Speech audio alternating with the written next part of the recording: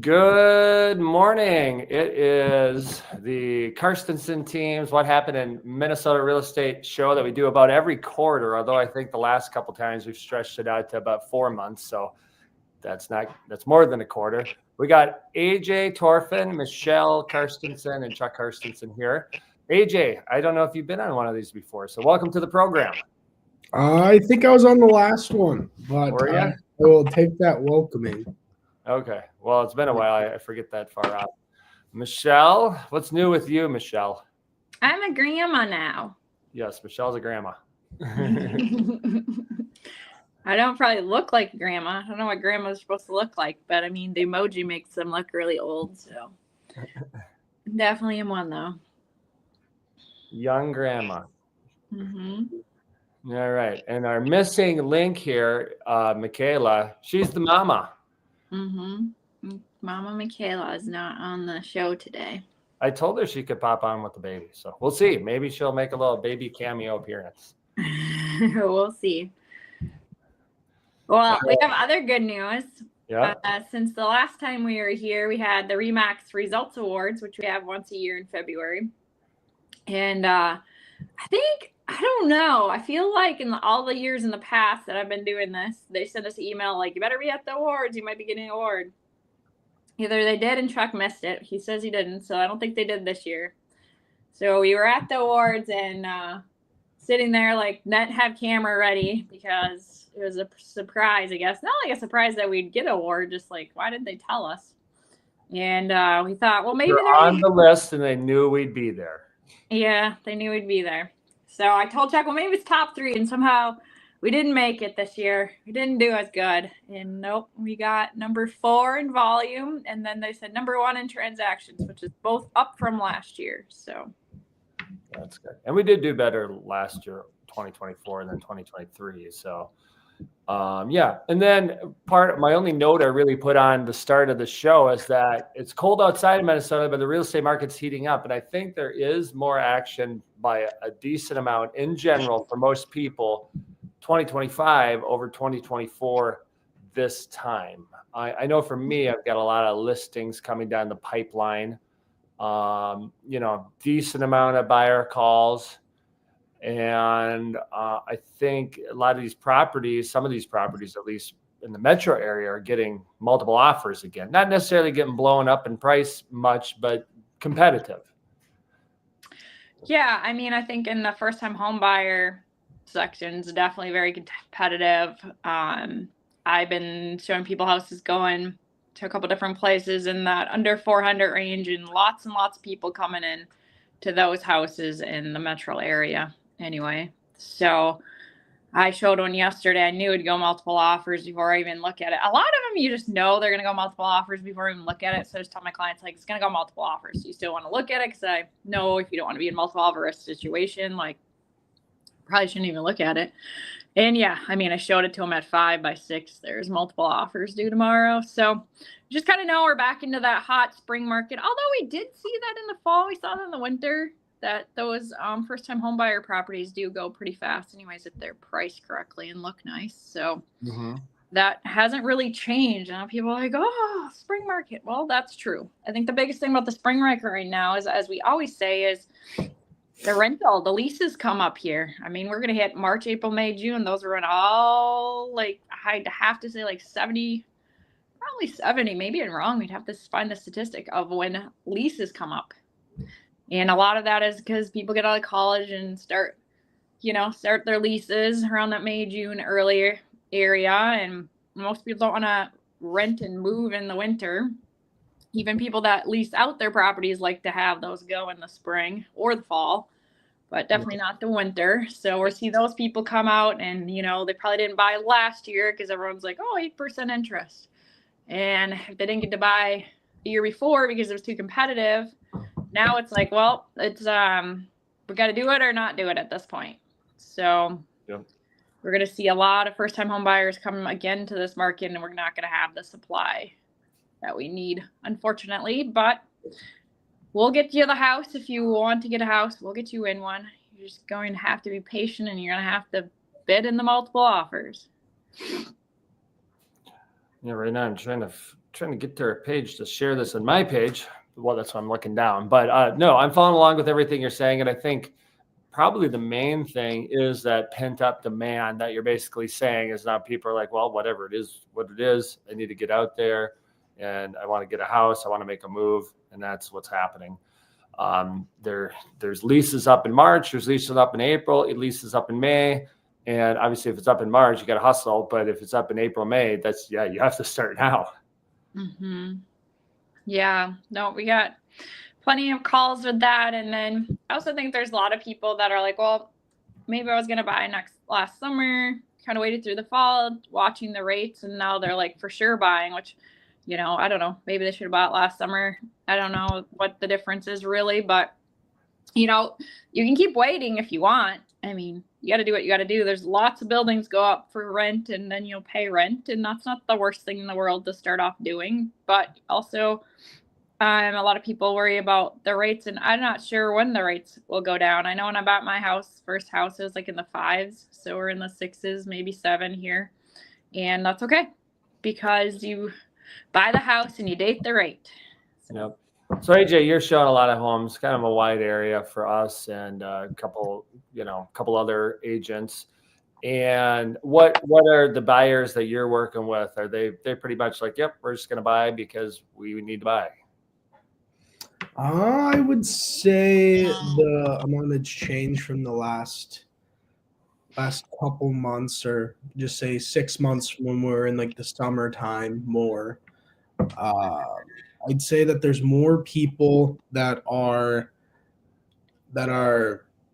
deciding on a house quicker. I'd say even like last summer, we would be showing a lot of houses, and obviously, like when we were looking at houses, they're looking at similar properties most of the time. Some people look at different kinds of properties in their search, but pretty much similar houses. And I've been noticing people have been choosing a house a little faster. I think that might have to do with a little bit more demand, and also some decisions need to be made because there are starting to be some more offers that are coming. Some of these houses are getting offers before we get into our property when we're scheduling a showing, just say like 5 days out. Like we have a offer contingent, like just say it's contingent on like the sale of the property. I feel like that's happening a lot more often than it was even 6 months ago. So people are getting in situations where they would need to make a decision if they were interested in the house that they're going into. I would say that's probably the biggest shift I see in the amount of houses that I'm showing. Yeah. And I think you're still able to offer low. It's negotiated, and sometimes there is some negotiation. And like always, sometimes people price it pretty well, and a couple people offer, or 3 or 4 people offer. And I'm seeing some really aggressive prices. I'm hearing there's like 50 showings on them again. It's like, well, yeah, that's because it should have been 240 and you put it at 200. Like, then everybody in the world's like, I can get to go look at it. It's going to be amazing. Mm-hmm. Yeah, and that also shows that sellers are trying to make faster decisions. It's not very warm out. I don't know if you all watching this live in Minnesota or not, but it's not normally warm out at this time of year, but it's not very warm out. I walk outside every day. But I've noticed that too, is that maybe they're pricing more aggressively, but they're making fast decisions. Even my sellers, they're not taking time to make decisions. Like, oh, you can take a little bit of time if you want. Nope, here we go. So just making decisions and being onward and forward. So that's all, good things. So if you're a seller out there, think about selling. You don't always have to take your time. You can if you want to, but if you kind of know ahead of time, here's the numbers, here's where you're at, and here's where you want to be. And as long as that's your net, then onward. So. Yeah. I think, I know one of the things you brought up talking about is, who to work with or why to work with somebody in real estate. And we probably do this occasionally on the show. I know I had 2 offers probably in the last 3 weeks that were multiple offers, and my buyers got them. And it was just like we kind of know the flow of the market just because we do a lot of business, show a lot of homes, been doing it a long time. And not everybody knows that. And we're not gonna tell you or make you overpay for property. We'll tell you, here's what we think is going to happen. Ultimately, the buyer in that case has the right to make their own decision. But when somebody wants the house, we try to like, oh, well, it sounds like you want the house. So this is, are you fine not getting it if you make this offer that you're telling me you want to make, when traditionally or in our experience or in recent history, like this is the number you got to be at. You got to bring it up. And the buyers, they know that we do a lot of business. So they end up thinking, okay, well, they know what they're talking about. So that's, I think, when we bring up, we did number one in transactions, and if we meet with a seller, a buyer, and like what difference does this make? Well, when you're doing a lot of business, you're like in it. You've got the reps of what's happening out there compared if they're not doing a lot of business. And that's the slight difference you need when the market heats up, as it's starting to heat up now. Yeah, no, for sure. It's like we go in there on either side and we know what we're doing. I had an appointment last night and they've been working with me for a little bit. And I told them, like, I'm not going to tell you not to buy a house. I'm going to tell you exactly what's wrong with the house. The inspector will too, if that's what you choose to do, is get an inspection. But I've been doing this longer enough, and I've been around this tree enough to know, like, that's going to come up, that's going to come up, that's going to come up. You're probably going to panic about it if I don't tell you, but I'm not one that's ever going to hold it back. I walk into a house and I'm like, okay, yep, these windows are 30 years old. Yep, that furnace 15 years old. That AC is probably about 30 years old. And those are some cracks in the foundation. Are they the right cracks or the wrong one? It's up to you. But I've been doing this long enough. I'll tell you what's here. The inspector will either come in and tell you the same thing, or some people choose not to. But I think, the lack of experience is, a lot of realtors, maybe they do have a lot of experience and they don't tell people anything. It's like, you want to buy the house? Great. I feel like Chuck and AJ and Michaela and I are different. We're not going to tell you not to buy a house. If you want to buy it, buy it. But we're also going to be super honest on your page of like, here's some things that are wrong with the house. Not every house has this or that, but we're already here to tell you ahead of time. So will our buyers ever back out on transaction? Probably, but we also are able to tell our sellers, like, well, what's going to happen depends if their realtor told them ahead of time before the inspection what was wrong with the house or not. And that comes with experience. Not everybody knows what to do, and some people are also out there just to sell properties, and we do as well as we are because we sell a lot of properties, but it's because we help a lot of people that trust us. So Yep. And another thing to look. So we're approaching the middle of February, and people like, when's the spring market? When's a good time to put homes on the market? Or when are we going to see more homes on the market? I mean, we've been dealing with this question for like 4 years now, and they do come on more in March, more in April, more in May, whatever. But they haven't over the last few years coming on fast and furious, because there's enough buyer demand to meet the supply, especially like the first time home buyer criteria. So I feel like, well, I don't 100% love that house. I'm hoping there's something better for the price. I get it. There may be something better, but you're probably going to run into, like right now, and that was a couple of the things to the buyers that have bought recently. It's like, well, you're probably going to run into more competition. So it's actually easier to get a house now than it will be in about 2 weeks, right? It's going to be, I think it's been pretty tough. I've got some, I think, good first-time home buyer listings coming on all in the next, or probably a bunch coming on in the next few weeks. But I think many of them are going to be competitive, which is good for my sellers. And then, we could get our own buyer, but a lot of times another realtor is going to have a buyer, and it's going to be interesting to see how it goes. Like, I'm excited because I feel like last year I had not as many good first-time home buyer listings all year, and I'm going to put like 3 to 5 of them on in the next, 2 to 4 weeks. It's like, wow. And we had, we did a lot of business. I'm like, I don't even remember having this many, these type of listings last year. So, yep. So that would be exciting. Yeah, I would say so. I think the biggest thing that I've been noticing too is I think the buyers and sellers that I've been working with and I've seen you guys work with, and overall, I think are just settling into the market conditions, I'd say. Obviously, we had a couple of years in there where interest rates were really low, and people are buying houses for way more than listing price, and it was pretty getting into commonplace in there.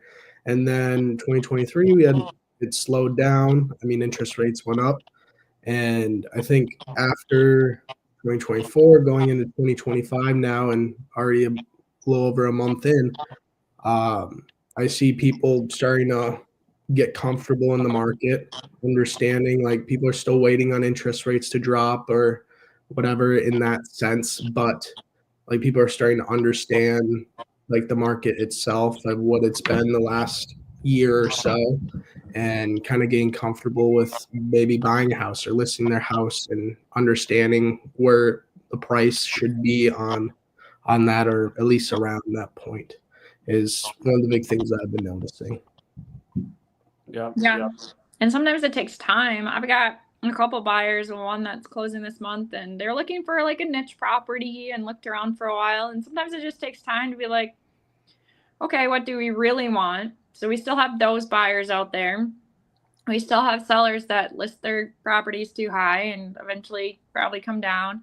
But I think it's also like that be good to understand as a buyer if you're like thinking about buying maybe next year and you might decide to buy this year, and if it's okay to like start asking us questions about stuff like, I see this, I'm not sure if I want to buy now. I've had plenty of people, which Chuck, I'm sure you have too, is like they're like, oh, maybe in a year from now, and then 1 month later we close on a house. So it's okay to start asking us questions now, no matter when you're looking forward to possibly moving and watching your property. You can always take a look at your property and let you know what we think it's worth currently in the current market, and that's ever changing. Is what I always tell people as well. But we definitely go out and help people that take a couple years to buy too, and a couple of years to sell. So we're willing to look at it now, even if you're not quite ready to sell yet as well.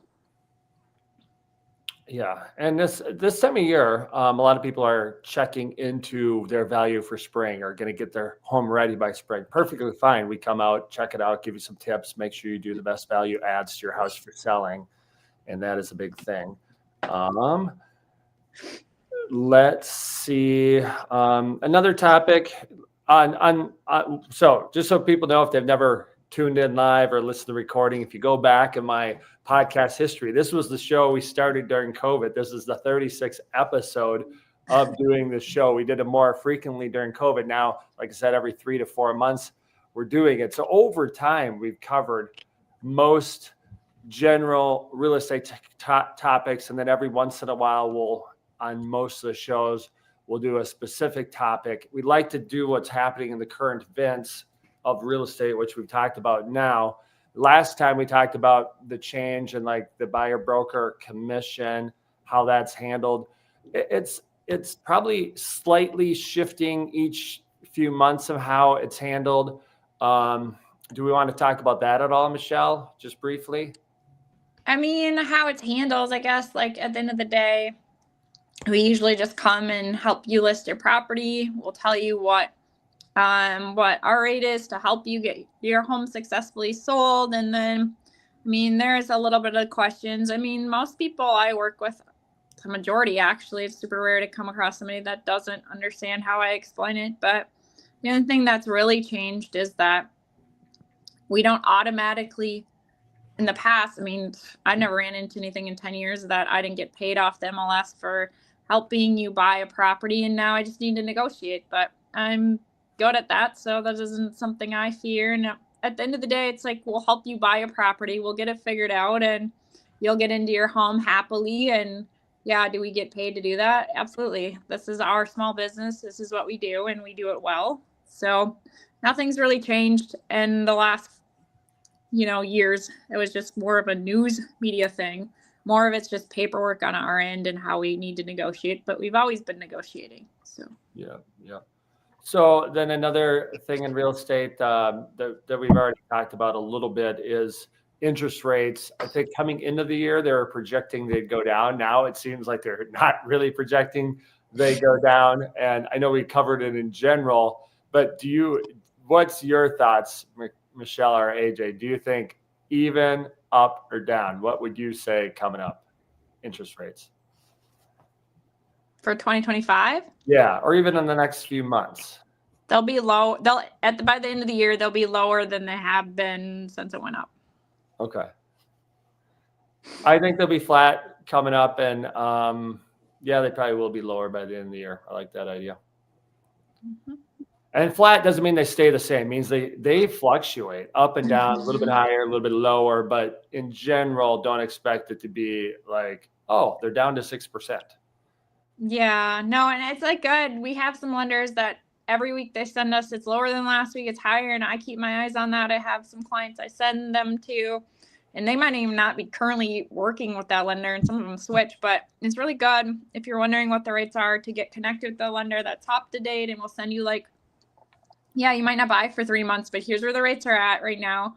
And that's another thing, like you don't have to lock the second you get an offer accepted. You can wait, and it's, a gamble. Anything else, if you wait, it could go up a little bit. But yeah, what Chuck's saying is it might go down a little bit, might go up a bit, kind of staying steady. We're not telling you it's going to go like back up to 8%. That's not going to happen. But yeah, I said by the end of the year, they'll be less than they have been since it started. I would say so too. I think a lot of people are just looking back on like the 2% interest rates like years ago now already. And I mean, they're seeing a significant drop even down from where it is now. Like they're other than it just maintaining like a flat rate or similar rate, there needs to be like some big catalyst that pushes it down, like if it's going to go down a bunch or go up a bunch. And we don't see that catalyst yet, if that would be the case. So at that point, it's just speculation on what's going to happen. Yeah, I agree. I would say if we come back in February next year, there'll be, maybe not for everybody, depending on your credit score, but in a year from now in February, you should be able to get under 6. It'd probably be very close to 6, but you should be able to get under that if you're working your credit. It's good enough. Yeah, that's another thing to bring up. Like I talk to a lot of people, we'll get a lot of calls on some of the websites we get leads from for buyers, and a lot of people need to work on their credit before they buy. And the best way to do that is really do a budget and like stick to a budget and then pay off some things or keep accurate current payments on the lines of credit you have. But if you have no credit and your credit's low, then you have to get credit. And we talked about this in past episodes, but instead of worrying about the interest rates, worrying about the market, worrying about the economy, in that situation, you just like own your situation and make it better is what you need to do. And that'll help you buy a house eventually. Because we get a lot of people coming to us that want to get going. And it's like, well, you're not ready. Or we find out they're not ready. And it's exciting to look at a house, but it's not the same as regular going to Walmart shopping, going to, the Express for clothes shopping or wherever people go to shop. It's not the same. Like you browse online, you don't browse in person if you're not ready to buy something. Yeah. And to get your credit out, you probably need to shop at Walmart and Express less. Yes. Usually your credit score's down either because you have a couple big loans out, like a couple vehicles, but it's usually because your credit card debt's too high for what you make. So keep an eye on that. I always say the first place to start is get those credit cards paid down. And that's usually what a lender will tell you as well. And it's kind of funny because like, I know before we started the show, Chuck's like, oh, the rates are like 7. I'm like, yeah, I just had a buyer get 6.5, but their credit score must have been really good and solid and good to go. So your credit score kind of follows your credit. So exactly what they want to lend to you. So that's another part of like the fluctuation. Like somebody might just sign at like 7.35 and the next person gets 6.5. Does it matter a lot? Depends what size of your loan, but it does matter. So work on your debt to income ratio, everybody. Yeah, exactly. All right. Well, we've been on here 20 plus minutes. We can do a wrap up for everybody on whatever we didn't cover that you want to cover to wrap it up, and we get done in 30 minutes or less on one of these live shows for once. So Michelle or AJ, what do you have that you'd like to cover or recap or bring up to speed on that we didn't cover? Who's first? You go first. Oh, I would say this. I got a new roof on my house, and I got a new skylight, and city inspector came out, and I thought, oh, it was gonna be good. I wasn't even home, and apparently I did not have enough smoke detectors in my house, and I know better. But I didn't realize, and the roofer didn't realize either, that every city's different, and you've got to have, depending on your city, if you have new windows put into your property, you have to have enough smoke detectors with the new windows. So not even the person that knows what they're doing didn't have enough smoke detectors. So it's actually a good reminder that you guys all should probably have more smoke detectors in your house. Better safe than sorry. So Not like listening today, 25-year-old smoke detectors either. Probably they're not. yeah, If if you want to be safer than sorry and not have that risk, even if I'm you looking have around, I don't have enough smoke detectors. yes, I mean, we know even for FHA, VA, USDA, we got to have a smoke detector in every bedroom on every level of the house, and didn't have that. I do not have one in every bedroom. So. Yeah. Mm-hmm. Yeah. For me, I can say I've been showing a lot of rental properties too, and kind of going off what Chuck said, but kind of a different point, is that there's a lot of people that are wanting to buy houses. There's I don't even know what the percentages would be, but a large percentage of people are trying to buy houses and they're just not there yet. Whether it's credit or what they have saved up for down payment. And a lot of them are looking like rent to buy kind of situations, or at least asking about it or like inquiring about it. And I think that just shows that like there will be people coming up in the next year or so that are going to continue to try to buy houses and wanting to buy houses, just when they'll be ready. And I think that just goes with where prices are at, and kind of follows, like, as I'm sure everybody knows, like prices are higher than they once were. That's usually how it goes. But there's definitely a want for houses, for people in general. It's just when we're going to see them in the pipelines. Yeah, and I think sometimes people ask, like, when's a good time? A couple things. When's a good time to list your home? I would say now in the Minnesota market, there's just not that much out there, so you're fine listing now. You don't have to wait. Now, if you're trying to time it out with school and moving, then you'd wait a little bit. Some people are asking me when about listing their lake home. I think there's people that want to buy the lake homes and get into them right when the season starts. So you can list your lake homes really soon if you. I know it's tougher if it's like a winterized one that you go to only in the seasonal, but if you live in a lake home, I think you can get it out there now. There's not much selection out there. There are people looking, and you could get it out there soon. So this would be a time where you get it out there. It's not that every listing is going to pop off the market quickly, but if you're patient, a lot of times as a seller, you can get the price you want. You might have to go through a low offer before you get it. But I think most people, when we tell them and explain the actual market value, will get at or very close to that price. And even if they don't get it right away, as you head into the most active time of year, somebody will come along within a reasonable time and pay for it. So it is a good time to be a seller. For a buyer, I would say it is what it is. I don't want to say it's not a good time to be a buyer. It's just it's a more normal market, and you got to make the decision: renting, living where you want to live, or not living where you want to live, and make a decision on buying a home and getting into something you'd rather be in. Yeah, lake homes should go on the market. There's a couple coming on my lake right now that are expensive, but they're putting them on now. Yep. All right. Well, thanks for joining us, everybody. And thanks for our listeners or people listen to this in the future. And we'll talk to you soon. Reach out anytime if you have real estate questions or needs. Hopefully you know where to find us. Bye. Bye.